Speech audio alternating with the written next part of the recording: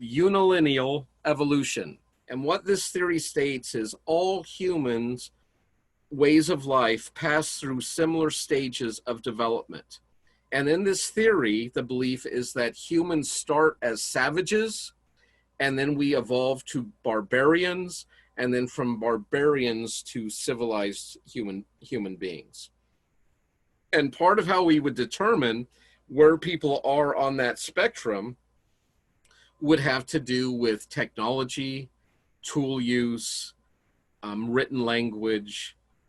These would be things that would separate the savages from the civilized. In the same way, it's not just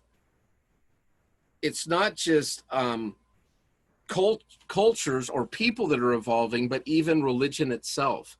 So, for example, if you look at the earliest religions we know of in the world, they would fall under the category of animism. And animism is the belief that virtually everything is alive or has a spirit. And I say virtually because some things are dead. But then these animistic cultures over time began to elevate certain spirits into like a divine category. And so from animism, we get polytheism, many gods. And so now, instead of dealing with every spirit of the forest and the lake, let's use the example, say you're an ancient Greek and you're wanting to sail across the Mediterranean. Well, you might have to give a supplication or an offering to the waves, to the wind, to the sharks, to the whales, to the squids, to all the sea creatures and minions and beasties.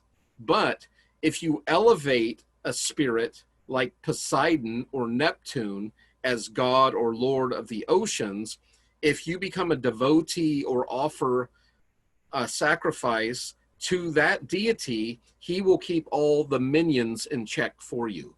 So it saves a lot of time being a polytheist from being an animist, because the animist is having to deal with all the spirits. The polytheist has selected certain spirits as kind of like these overarching controllers, like domains. And you just need to check in with the big guys and they'll take care of all the little minion spirits.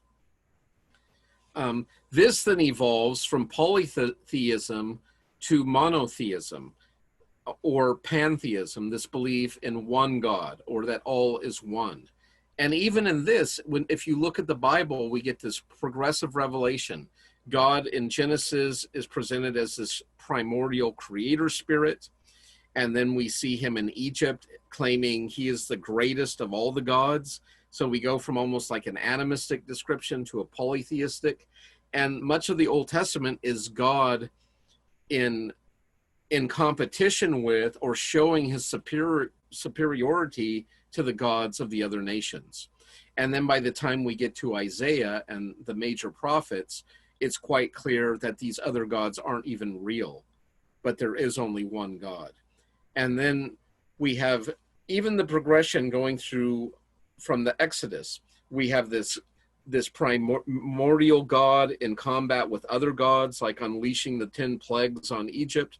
But then we have a God of law, like with the 10 commandments. And then we have a God who's represented as the king of the universe. And then we have a God who's represented as a man, as the suffering servant. And then eventually in secular humanism, we get to the place where we realize man is God. We are the end all. We are the end projection of creation. We get to decide what is the good, the true, and beautiful because we're the most evolved form of life on the planet or in the cosmos as far as we know. So that's applying evolution to anthropology or the study of religion. Isn't that interesting? So you could apply